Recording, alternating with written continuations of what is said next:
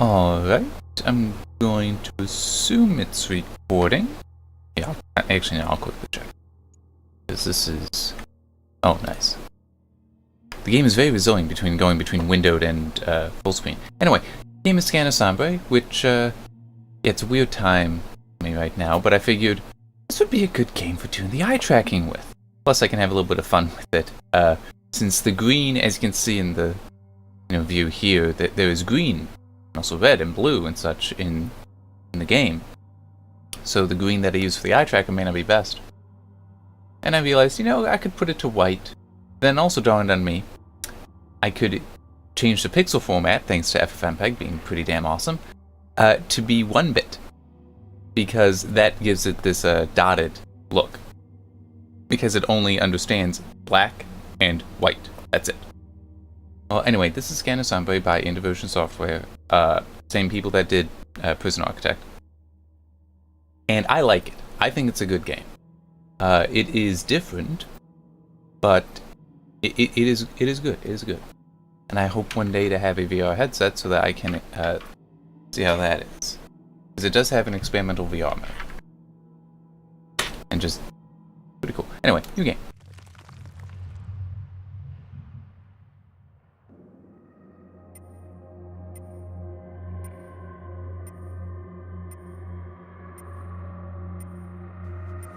Right. So, waking up in this lovely little tent here. There's, water bottles, bags, duct tape, because you need that. Several bags, sleeping bag, first aid kit, and a picture of wife and 2 kids. And it is very black. The reason is because we are actually underground. And why there's even light here, I'm not sure about, but it's basically there is no source of light, so you have to use this instead.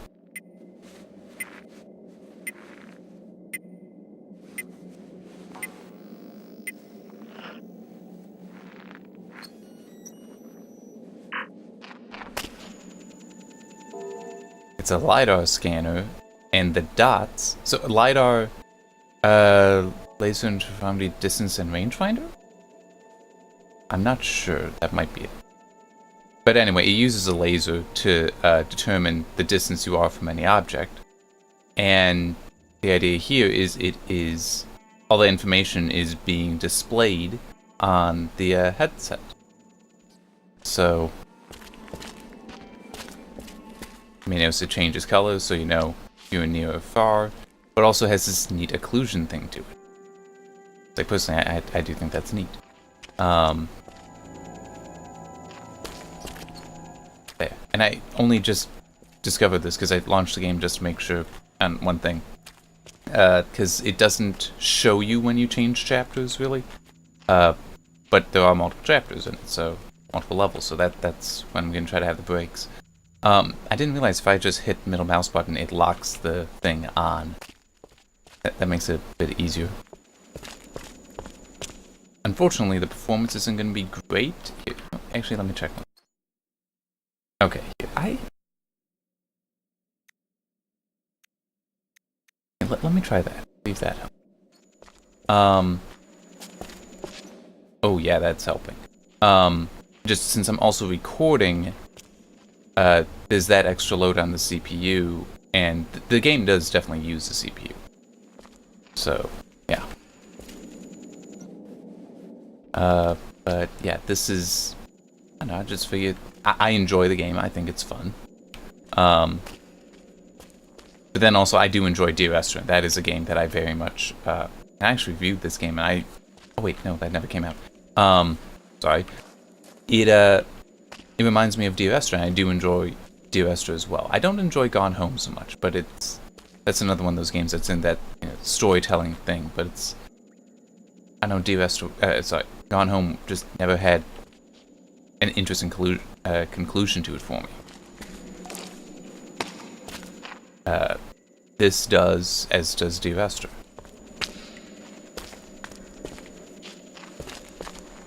There's some other games, I just don't remember what they were. That Introversion straight up said that, yeah, we took inspiration from those when making this game.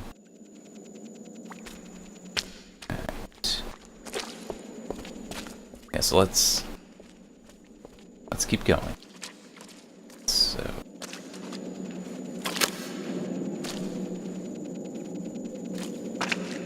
oh, and one thing that is a little unfortunate, but I mean, I didn't feel like doing anything about it. I have a different GPU currently. It is an AMD GPU, which, what's nice about that is the video coding engine, VCE, it doesn't have an arbitrary limit on the number of video streams you can have going on it. NVIDIA does, with NVENC on any consumer GPU. If it's a professional GPU, when the Quadros, then they don't care, then it's unlocked. But for a consumer GPU, it's stuck at 2. Well, I can do 3 or more this way. I'm not bothering with the heart rate monitor. This doesn't really need it. But that's, you know, that's one thing I will be able to do in the future, is have both overlays. But I'm waiting until I build a new computer to do that, which this video will probably come out at the same time as the videos after I build the new computer that will have both overlays. So, kind of not worth even mentioning it, because the time travel stuff has been as deep as this for thousands of years. But one catch is that I was utterly alone. No call for help would ever reach the surface. Is that I can't do the full. My friends all told me I was crazy. My wife couldn't understand my obsession. One issue is that AMF, at least the plugin in OBS, it doesn't. But I had to know if the myths were true. Only supports the NV12 color format, which is unfortunate because that means that things are not going to be as precise with the colors here. Some will be blurred, and because of how red is one of the colors that will definitely be affected by it. So the image is going to be more blurred, and I didn't feel like putting when the GeForce GPU's back in. It's like, you know, whatever. I mean, as it is, it's pointless because YouTube is always going to convert it out of that. I forgot. They always convert it down to i4.2, which is the same as NV12. So, yeah, that concern is really mute. It's just, sorry, not mute. It's just my archive won't be as high of quality technically. But it's one of those, I mean, there's no benefit currently to having it except the archive, so yeah, it's really not a concern.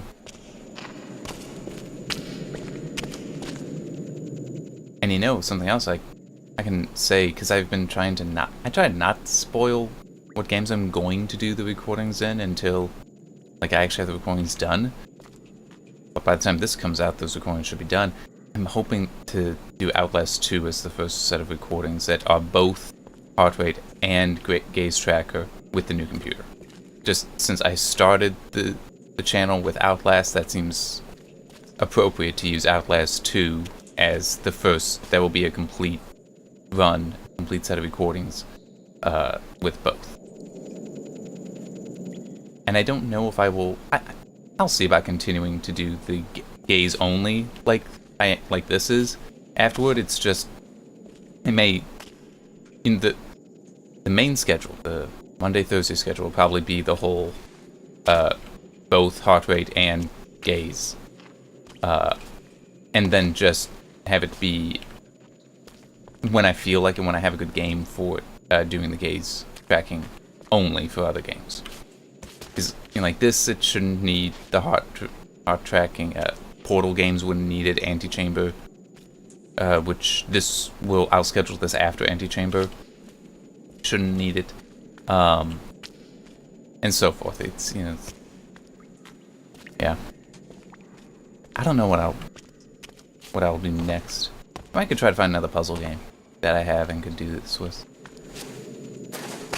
This is not a puzzle game. This is, hey, I just realized I was talking about Dear Esther. I could do Dear Esther. No. Well, I can do it. It's just I don't know how much people would really care. It's like this is going to be more interesting because of how visual and the kind of visual things are.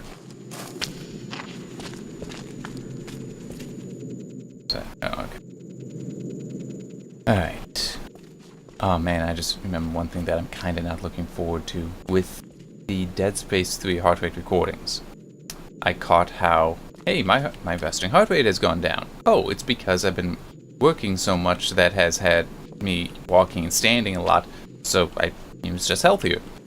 That job ended a few weeks ago, actually about a month ago now, and I don't know how quickly my heart, the effect would dispel.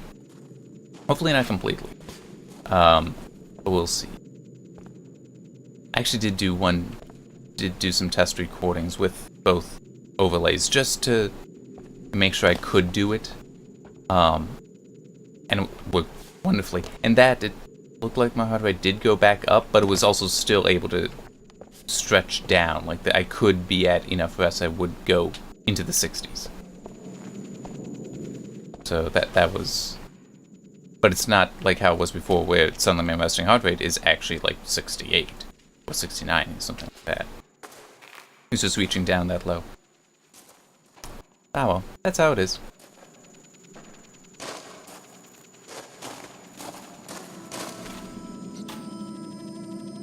So other LIDAR units that you would set up, you went into them every now and then. Here's some, there's some later on, but that in a different level, so different video. And we get an upgrade to the LIDAR system soon as well, so it's like right over there. I can zoom, by the way, I forgot to... Actually, it's sort of a zoom. I think all it does is change the field of view to be tighter. I don't know, because there are some weird technical differences between a zoom and just doing that.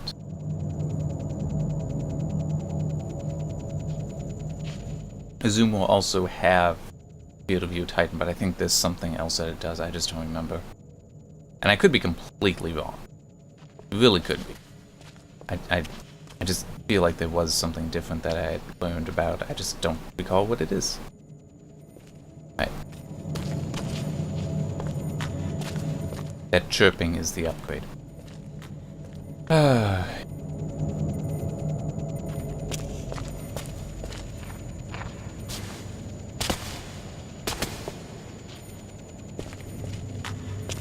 I'm trying to think now, what can I talk about? Because I do kind of run out of things to talk about, and it makes me feel a little bad. Because I know that's a good thing to be able to do, is to just keep talking. It's like I'm a private person, though, so there's some things I wouldn't want to share. Right. So here, can make it really, really tight. This actually becomes less useful than you might think, except for even older than the legend suggested.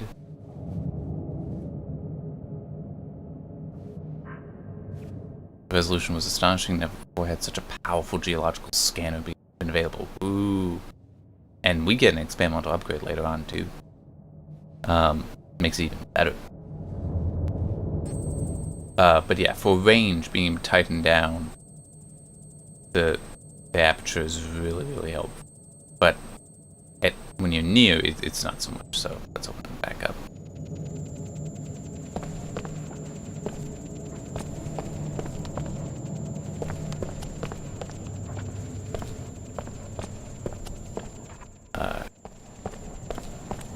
Yeah, the experimental scanner basically has a lot more lasers that it puts out at the same time.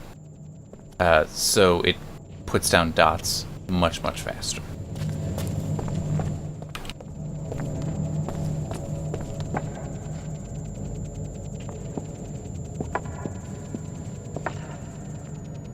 And you can also do this. It's like full on, just,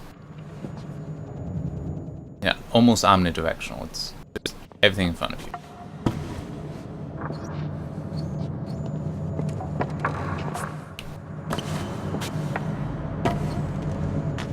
But it isn't very fast. Here, I'll just wait so we can end up seeing how this fills out. There's a cross pattern that it doesn't fill in. So that's what the black cross is there. That's why that's there.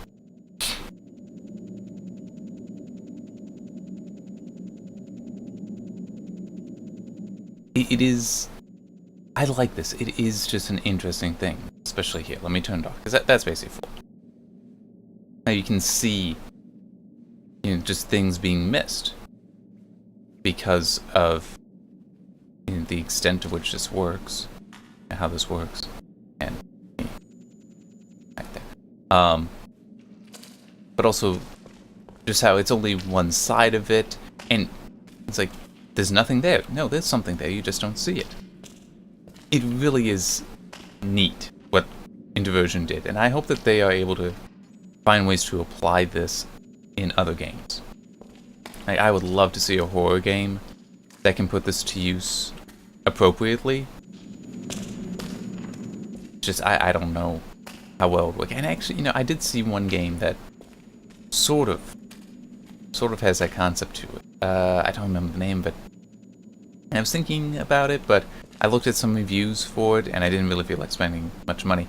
But the reviews are basically saying that it's not that great. Just kind of sad. But it was, you play as a blind woman, I think it is. So you don't actually see where you are in the house, and you have to knock things to basically echolocate, which is kind of silly. But I want to say part of what I was seeing in the reviews is that it just doesn't work that well. The echolocation is like it's either too common that it's like you still have your vision, more or less. Which I can see that being a difficult thing to balance. I don't remember. It's been too long since I looked at that. What is this?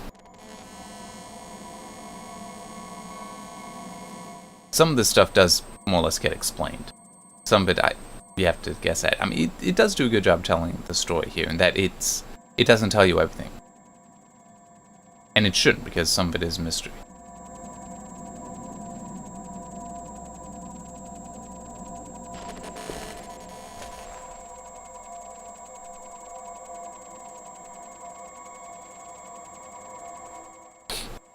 Oh, it just dawned on, that I don't want to mention. One thing that I will hopefully be able to do, but I don't know yet if I will be able to do it, so I don't want to mention it, because don't want to make it sound like, oh, I just promised I'll be doing something, and then not be able to follow through on it.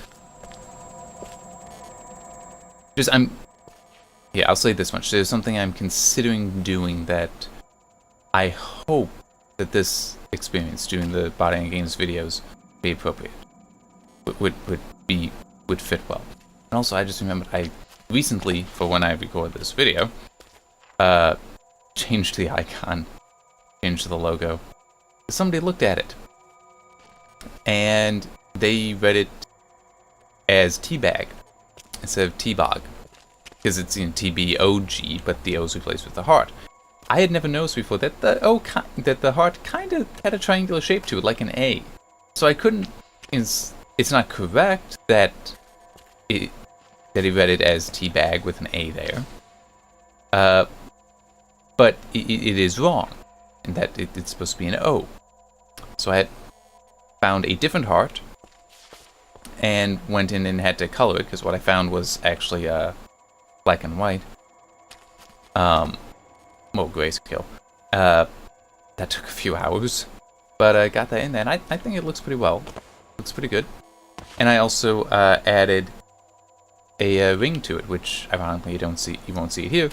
A green ring, just to, it looks like the gaze tracker, basically. It's not exactly that, though, because I just basically drew it myself in Inkscape. Yeah, I did that because it's like, oh, I don't want that. I don't want Teabag associated with this. It's not polite, I guess would be one way to put it, and I wouldn't do that in a game. That's not... I don't want that kind of connection to that meme. I wouldn't want a connection to that meme. It's like, no, it's not a positive meme. It's a negative meme. I don't want that.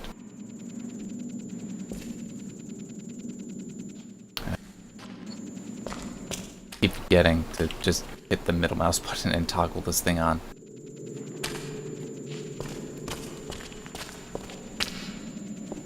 Alright. Let's open that up a little bit. Now, I might actually end up getting to the end of this level soon. What I did is I started level 2 earlier, because there's level select in the game, and went and just looked around and be like, okay, where's this? And next one is the chasm, and I know what I went forward a little bit, so I know what upgrade it is that you come to. That is like, oh, if I reach this, I've gone too far, kind of deal. Some of this stuff does start looking the same, making it hard to know exactly where you are. At least when you haven't played the game for a few months.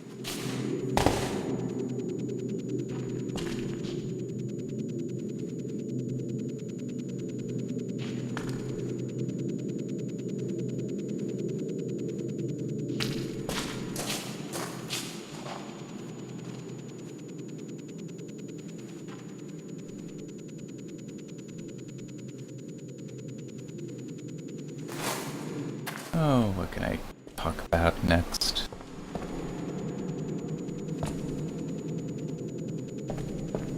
Oh, I'm thinking. Oh, I did mention I got the AMD GPU. I could actually say what that is. I bought one of the Vega 64 reference cards. It's like I wanted it so that I could do the additional the multiple recording streams. Well, the more than 2 recording streams. But also because, I do review stuff, too, and being able to throw that in at times is nice. I also wanted to try out the new drivers, because the last AMD GPU I used was an AMD HD 5770. So, that's old. Very good GPU, though. Very good GPU. But it's still, that was back at the Catalyst Control Center days, which those were not so good drivers. Well, I have an interface for drivers, but Crimson, oh my god, I knew what I'd seen was talking about how it's really good. It's such an improvement, but it is enough that it's like, especially since for this system that I'm on currently, since it's only a 4-thread CPU. And is itself some kind of old. It works. It works well. But it's not the best. It's like this performs no differently than the GTX 1080 I had in here before. Yeah, I already know about that one.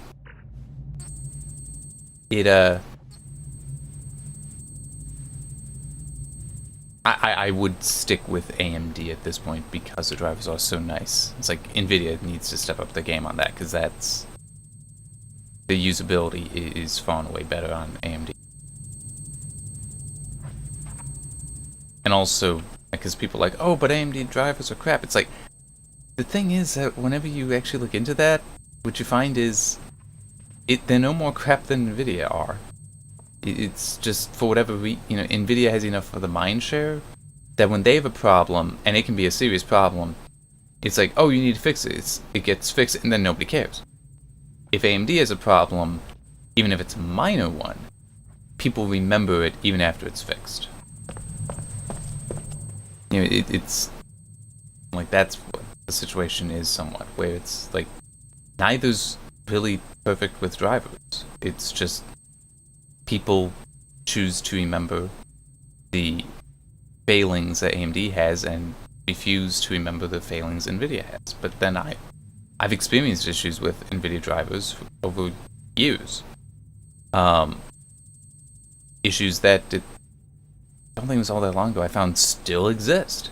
It's like, I reported it years ago. They still exist. And nothing I can do about that. But I've never had a driver issue with AMD. Back when I was on the HD 5770 or with this, I haven't had issues that are substantial. And the thing I had with NVIDIA was substantial. I was running 2 GPUs at the time, a GTX 570 and a GTS 250. And the bug concerned the power states because back then, well, here, for the GTS 250, there were 2 power states. 2D clock, the 2D clock, and the 3D clock. That was it. So when in a game, it would pop up to the 3D clock because that's, more performance. Otherwise, it would stay at the 2D clock, which is just for doing 2D stuff. Excuse me. But the GTX 570 had 3 power states. A 2D clock and a 3D clock, but also an idle clock. So idle would be like if you're just sitting on a desktop where there's really not much for it to do, it'll just sit there. So it pulls far less power than it would under even the 2D clock. The issue I ran into was that because I was running both of these and they had different numbers of power states, apparently it would decide that and I'm just, my words drop out of my head sometimes, that when the GTX 570 would pop up to its 3D clock, when it popped back down, it would no longer go back up. It basically went to being a 2 power state GPU, and it was the 3D clock that was cutting out. So that was very annoying, especially when I first discovered it when trying to play Crysis. So I had to ask the question, it's like, why is my performance so bad while playing Crysis? And it's like, it's not because it's Crysis. This is where I discovered it. And I also did look at it in other games. It's like, yeah, eventually I figured it out on my own. We ported it, NVIDIA did nothing, and I just had to sit on old drivers for a while. I think it was 9 months? It was 8-9 months before there was finally a driver where the bug still existed, but it flipped. Where instead of it being the primary GPU that would lose a power state, it was a secondary.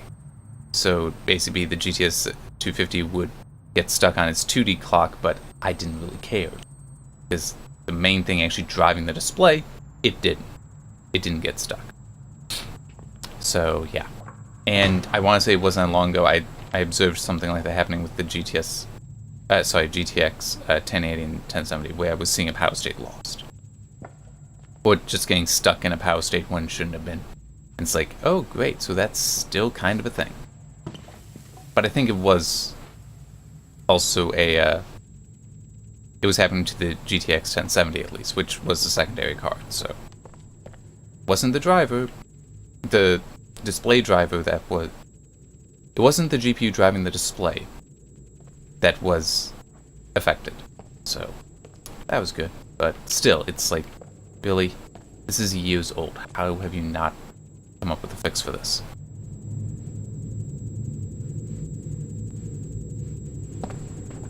I don't know if it's possible AMD also has a similar issue, but I don't know. I don't have a second AMD GPU to try.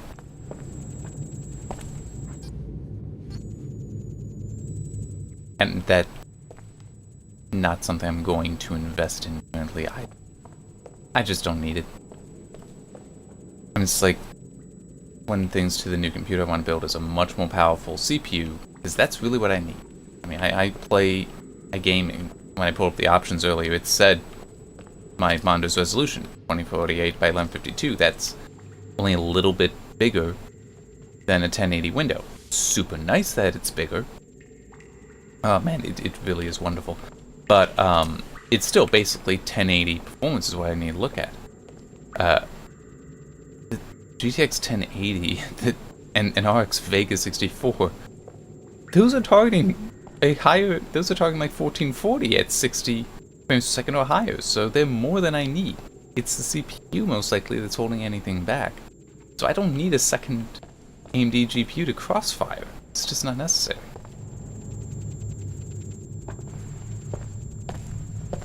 So yeah. But hey, if I would like given the GPU, yeah, I'd try it. But I wouldn't buy another one.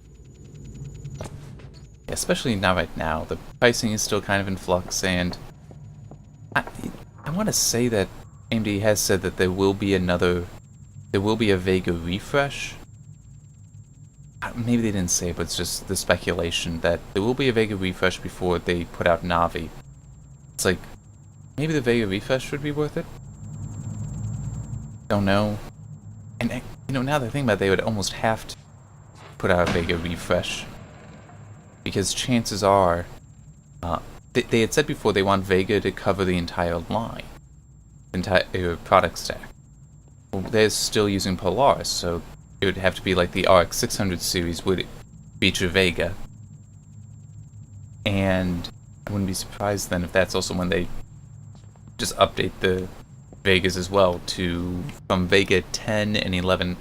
Currently it's just Vega 10. That's what's in the 56 and Vega 64. Go to like the 20 and 21. Vega 11 has also been acknowledged that, yeah, that's coming. That would be the mid tier. That would be what replaces the RX 500 series currently. And I can just talk on about this stuff. In a way, that's a good thing. Unless you don't care, then it's boring. All right, and I know what's coming.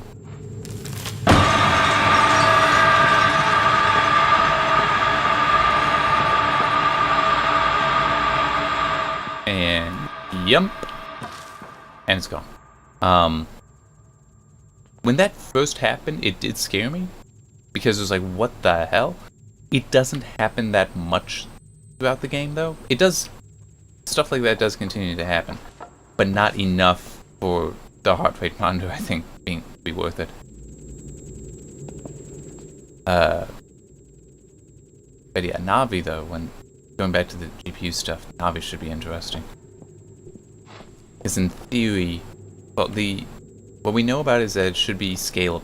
It's meant to be a scalable architecture, which could end up meaning that could end up meaning that they will try to do with the GPUs what the CPU side has done with the CPUs, because through all the Ryzen CPUs and into EPYC, it's all the same die. It's all the same Zeppelin die. So even the Ryzen 3s where so much is disabled that you only have 4 threads, 4 core, 4 thread, that's the same physical die as what's in the EPYC CPUs that have 32 cores. It's just how much is disabled, basically. Because in Ryzen they have a few things disabled, including I think some of the PCI lanes I think are disabled. Or maybe it's just certain other things. It's like, yeah, the typical consumer doesn't need this anyway, so disable that, because that way we can make more of the chips available in that market. Threadripper, however, has a lot of that stuff turned on. They never did iron out all the glitches. I always interpreted that as suggesting that that's an echo. Oh wait, no, it says that. That's one of the messages that comes up. Sometimes you'd see sensor echoes for days from days earlier. Calibrations turn to ghosts. It's like that. That's what it's suggesting. Even so, I never could explain everything I saw.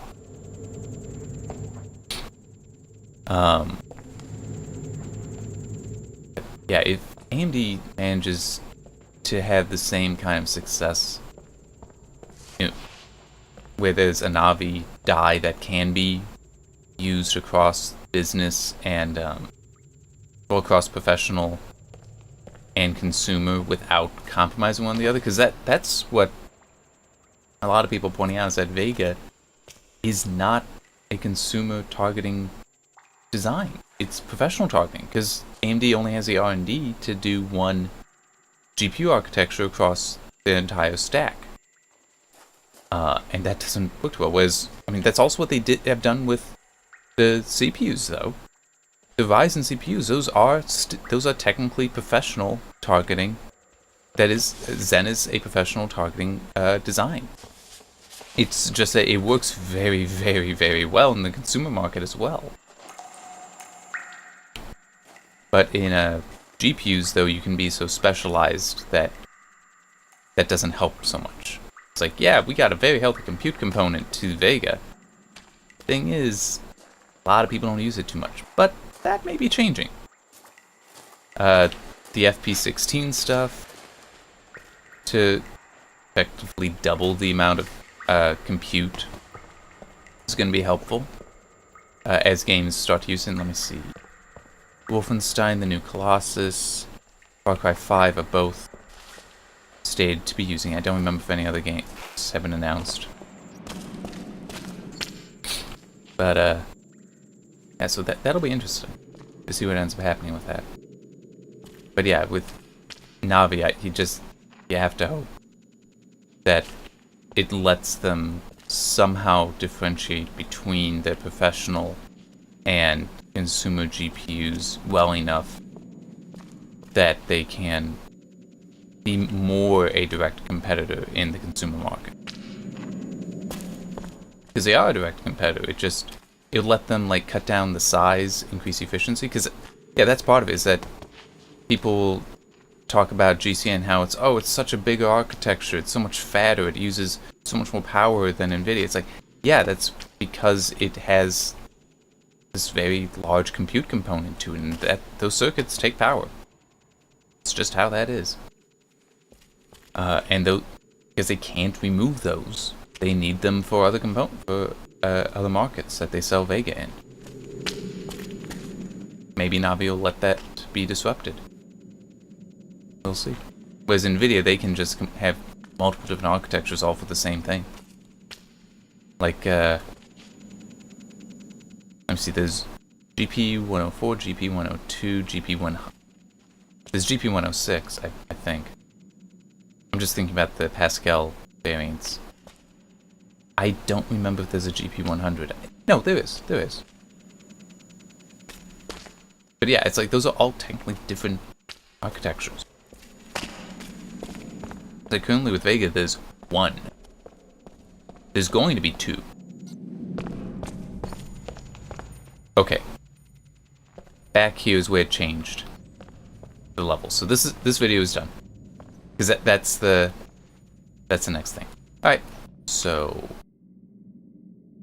yeah, probably just gonna stop the recording, check the files, make sure they're there, and then start up again. Hopefully there weren't any issues. Kind of funny, it's still blinking. Anyway, see you next time.